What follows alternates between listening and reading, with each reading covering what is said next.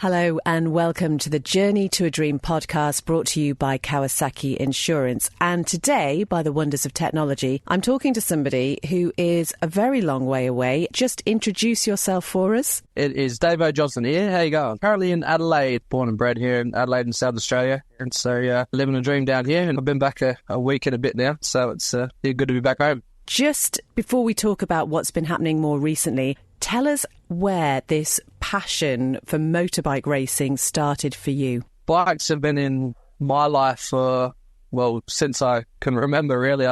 I actually raced BMX push bikes like 12 years before I began, before I found horsepower. So I started racing actually when I was 4 years old, which, those days you don't even remember, do you? You just get pushed down the hill and away you go. Was this something that was in the family then, Davey? Motorbikes were, yeah. My dad, he raced superbikes back in the 70s, like sort of started the early 70s and then finished in the late 70s. Early 80s, he had me and my sister, started winding down and focusing on family and business back then. And then eventually, I don't think he really wanted me to start motorbike racing because he knew how difficult it is to sort of get into it to begin with.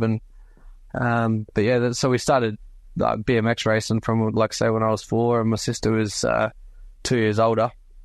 And never really looked back from there. We're just competitive in BMX from then. And then when I was 16, had my first ride on a motorbike with gears, and then I put the push bike to one side and focused on the motorbikes. After that, I was hooked. And we should say you won numerous championships on the BMX, and you also represented your country in the World BMX Championships. Yes, it all went pretty good, really.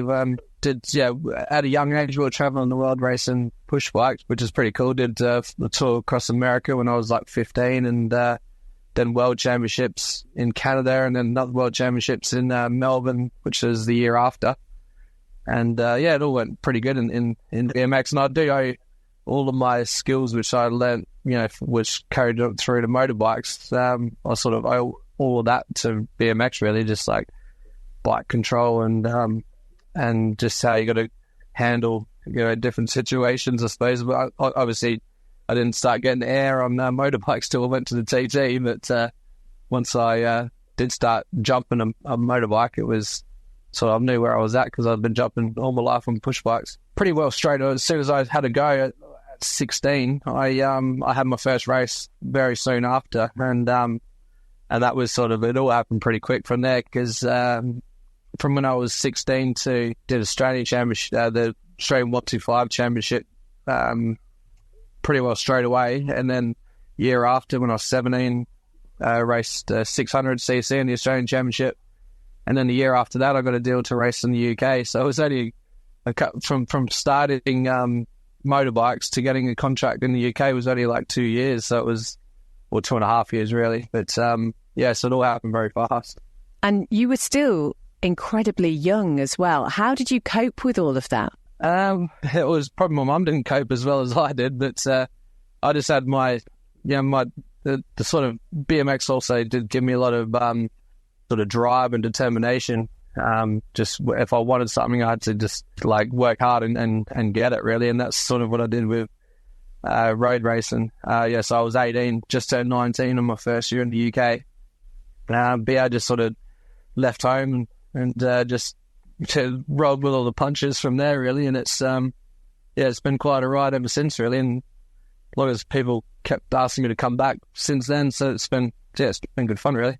And we know from speaking to many people on this podcast, this is a sport which just takes everything from you. You really do have to commit yourself to it. And financially as well, it can be a huge, huge burden.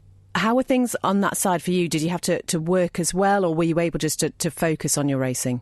I worked quite hard initially. I never liked to sit still anyway, really. But when my first contract was not a free ride. It was I had to put money in towards it, which is basically running costs, which I did my apprenticeship quite early. Started my apprenticeship basically as soon as when I was 16, I left school and started an apprenticeship, fitter and turner, machinist and CNC programmer, all under the same roof. And so I was always working towards something, just saving as much as I could. because I was paying for a lot of the racing in Australia myself. My dad was helping me as much as he could, as much as he felt I deserved anyway, because he wanted me to do it. He wanted me to earn it, which is, I owe a lot to him for that as well. Then when the ride came in the UK, it was basically all my life savings, which at that point in time was like $10,000 Australian, which is for an 18-year-old kid, I suppose it's a fair bit of money. But I just chucked it all in, and from then on, it was just sort of chasing free rides for a fair while, because the results, it's all, I mean, like the whole sport and industry is all results-based, and we're going quite well as I come to the UK. So it was just about chasing free rides as much as I could, because it was sort of, I couldn't get that level where I was getting paid. I don't think many young dudes were at that point. But yeah, that's what sort of was just keeping me there, the free rides, and I never had any money behind me. So it was just a matter of me just working behind the scenes to pay my living and pay my way in that respect. But yeah, I never had the massive backings, which a lot of guys I raced against, they did have, and a lot of the guys still do these days, which is sort of, that's why it's all messed up a bit, how everyone's paying for rides. But yeah, it's I never had that backing behind me, so it was all just a matter of getting results every weekend to sort of make sure I keep getting the contracts hanging around. And that must be so tough, because literally you know you've got the focus of whatever your next race is, but then you're probably thinking so far ahead of that, because there's nothing guaranteed, I guess. Yeah. I mean, I've had some bad times as well when the results aren't there, and you end up getting told that your services are no longer required. That's happened a couple of times, especially in the BSB, because I was at that point where I wasn't paying for a ride, so I was expected to get results, and when the results weren't coming, I had to sort of make excuses why they're not, or I'm out the door. So that happened a couple of times. That was definitely tough pills to swallow when you're over here by yourself, no family or nothing. But it was just, yeah, as soon as that happened, which it did happen a couple of times, like I said, but then you just sort of, you get to know the people around the paddock, and people know what you can do, so they give you a shot. And then when one door closes, you just got to be determined that sort of talk to the right people, and another door always opens. So it's as long as I'll keep doing it, really. But like I said, like to start with, it's sort of you make your own luck, and your sort of determination always prevails, really. The results also prevailed as well. I mean, we think about 2012, you won the British Superstock Championship, and you competed in selected World Superbike rounds. So the talent was unquestionably there. I'm curious then, at what point did racing over here on the Isle of Man come into your mind? Sort of started, 2010 was my first year at the TT, and a few years prior to that, I was in the British Superbike, the main class, and at the end of the year, Paul Phillips and Milky always came over to the end of season party, and it was a Brands Hatch at this point.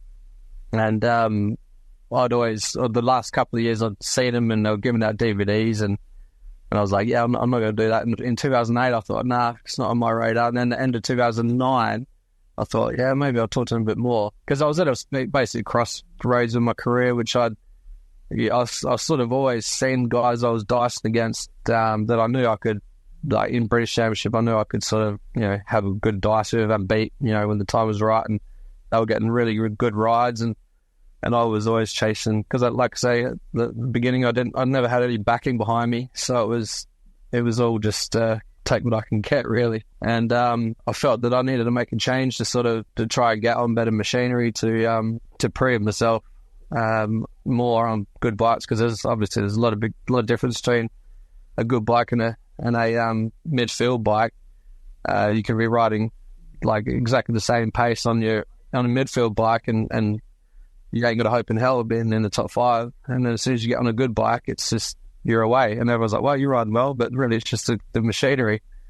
So that was what I was sort of really wanted to change something to sort of get myself onto a better team, better bikes. And I went down the Isle of Man route just to change something up in my career that I hopefully would work, because I'd always really enjoyed learning new circuits, and I love setting a challenge for myself. Like when I did go to a new track on short tracks wherever in Europe, I just really enjoyed that, and thought the ultimate in learning a new track is the Isle of Man. So I just thought, yeah, I'll give it a go, and then hopefully it'll work out in a way that could step up my career and get me with better teams, and just sort of make myself build the profile. And what I didn't expect is how much I'd enjoyed the TT, and sort of made all the short circuit stuff seem a bit boring, really. So then once I started the TT, I was basically hooked. And not only were you hooked again, you showed what a talent you had for it, because in your newcomer year, you were the fastest newcomer. I think there was a lap speed of 123.838 miles an hour, I think it was. Was that the aim when you set out, Davo? Was that something you thought you were hoping to achieve? I didn't really know what to achieve, really. But I didn't have any sort of goals, really. I just wanted to do the best I could, and I had a good team with the DP coal planning, Mick Charnock and the crew, and I just wanted to just go and enjoy it, and that's what I did. Definitely, it was not knowing exactly how I'd go. At the start of that, like at the TT launch and stuff, there was a bit of banter going on between it was me, Hudson Kenner, who's a top British Championship rider, and also Steve Thompson, who obviously is an amazing rider as well. So they sort of tried to get a bit of banter going about who's going to be the quickest newcomer. And I didn't really pay much attention to it, because I was like, it's pretty scary to do that, like at the TT as a newcomer, to sort of dice and try and beat one another. But just from the first time I went out, I did my research before, like only probably 2 months before I started really knuckling down, because I did sort of was pretty blasé about it before that 2 month period. And I got quizzed by Milky. And I failed miserably, because just not knowing where I was at all, so that sort of freaked me out. So then, for the 2 months before that, TT 2010, I really knuckled down, and when I first went out on the track, I loved it. It all sort of started making sense, and the way it flowed, it was just amazing. I just loved it. And since then, you've had so many top 10 and top 5 results. You're also a regular 131-mile-plus lap rider around here. And I just wonder, David, when you know that you have gone the quickest that you've ever gone before, when you come in after a practice lap or maybe even after a race, how does that feel? And how aware are you at the time that that's actually happening? Pretty much most of the top riders will say the best laps you do don't feel fast. And that's exactly right.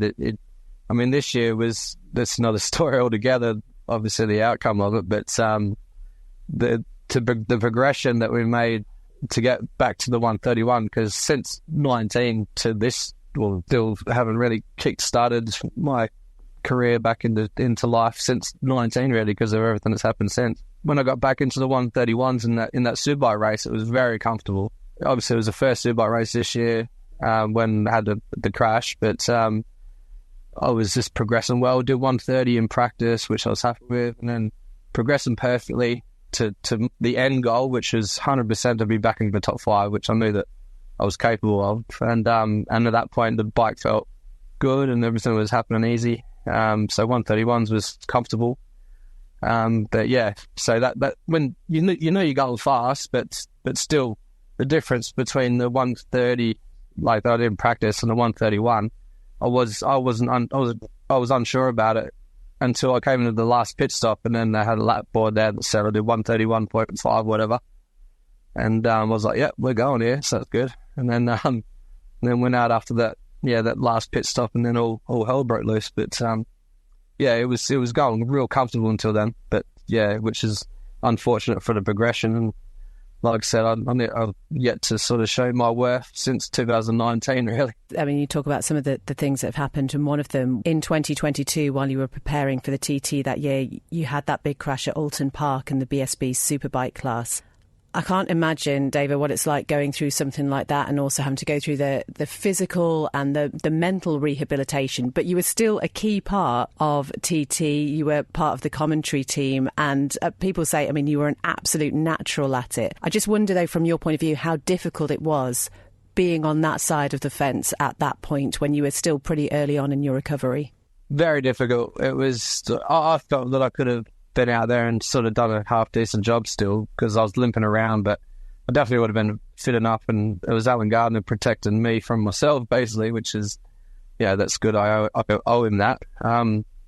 a bit, because worse things can happen when you're not fully fit. But that was pretty devastating because the testing was going good. Me and James were within pretty much a tenth of a second everywhere we were going. Everywhere we went for testing, and I was just feeling good. And like I said, 19 was the last time before that, and then the COVID, then 22, and I was in a good team. And then this happened. So, and I've just been chasing my tail ever since, which is very frustrating because I know I still feel I've got a lot to give. I'm still determined just to get on the right bikes from then on. Basically, is proving difficult because you have to be. I know the exact with racing, it's all about you're only as good as your last race. And my last race, I was freaking going down the road at 162 miles an hour at K-Tree. So it's going to make next year even more difficult to get a top machinery so I can prove myself again. But it's the name of the game.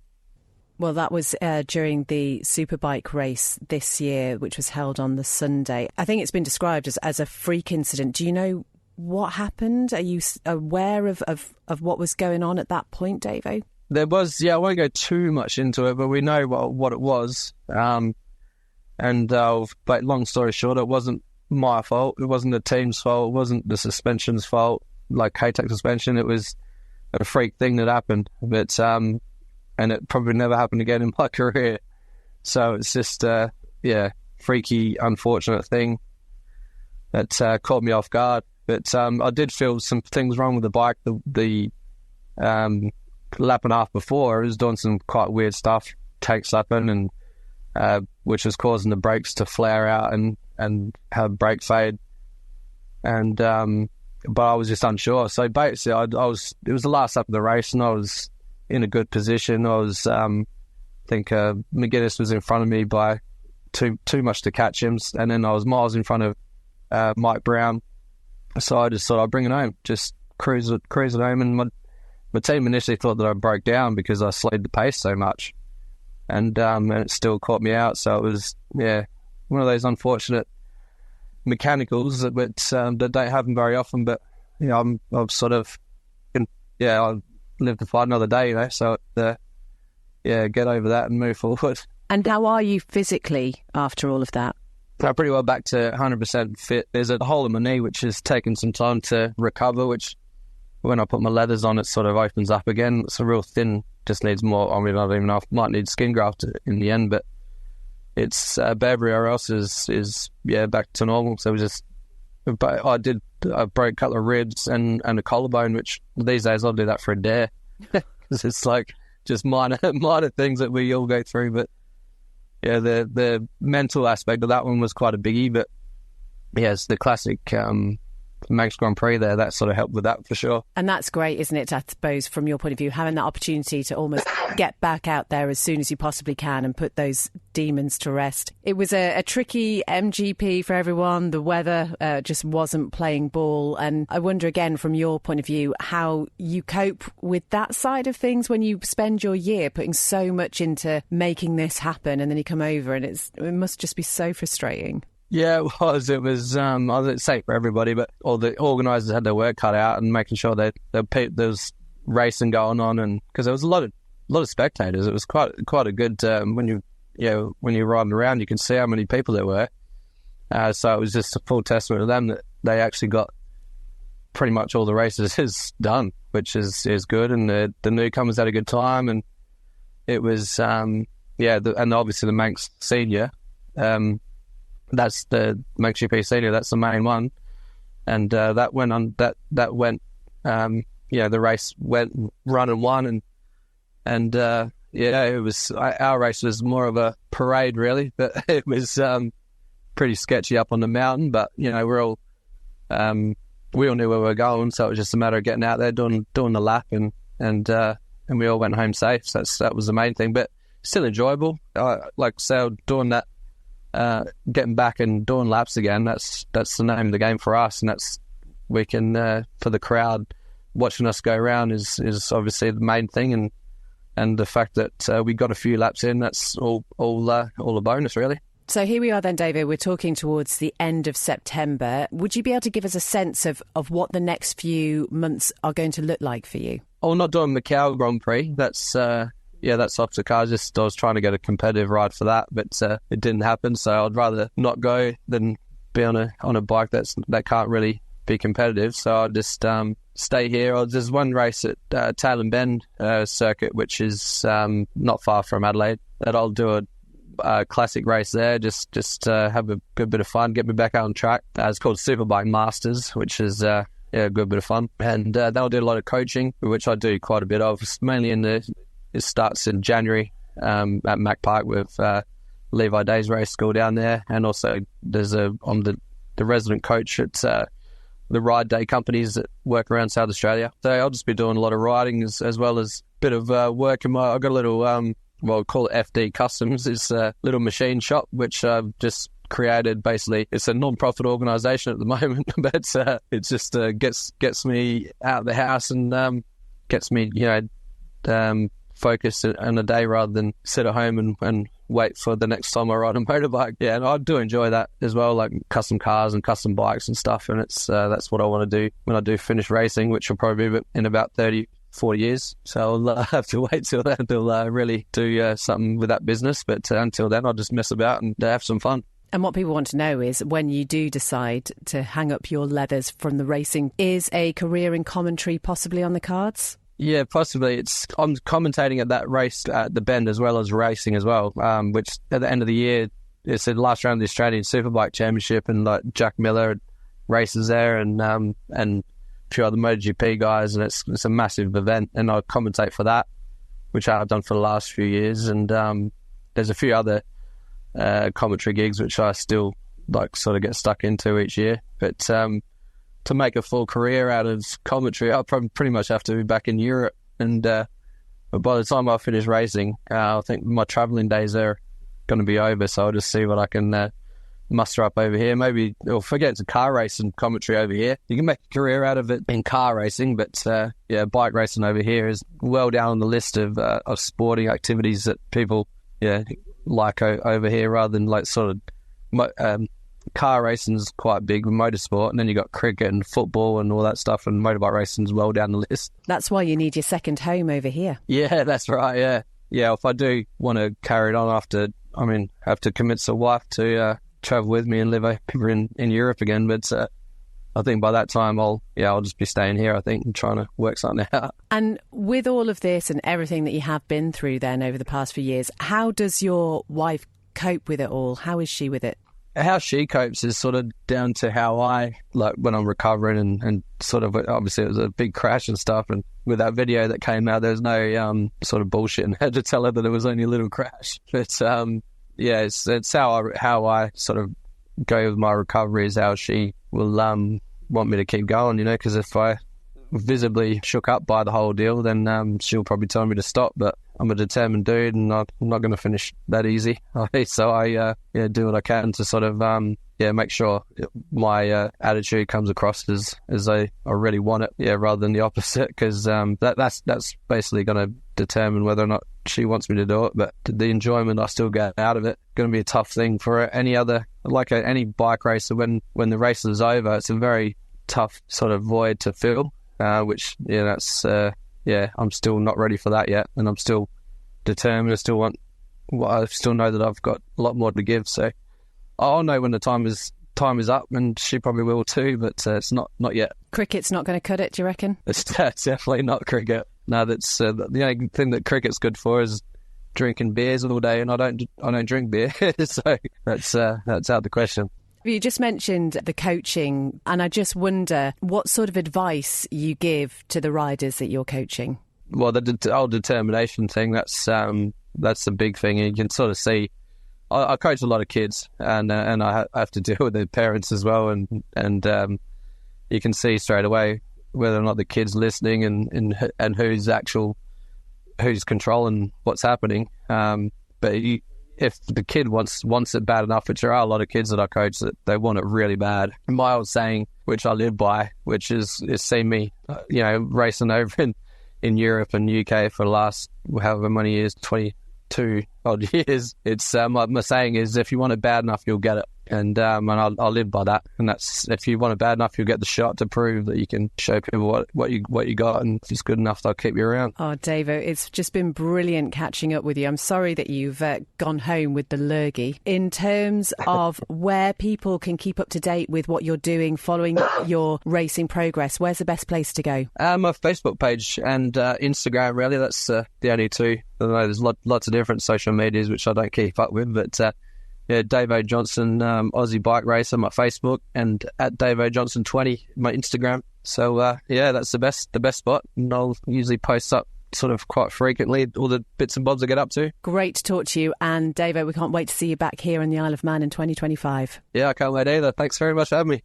Davo Johnson speaking all the way over from Adelaide. I really love that idea that he's passing on to the people that he's coaching, that if you do want it bad enough, you will get it. And I think he really has lived by that saying and continues to do so. And we really do hope he has a much better time over here in 2025. Thank you so much for listening to Journey to a Dream, which is brought to you by Kawasaki Insurance. You can find out more about them by visiting their website, kawasaki-insurance.co.uk. And as ever, if you'd like to be part of this podcast, then I'd love to hear from you. bethespey@manxradio.com is the best email address. And until next time, take care. Bye-bye.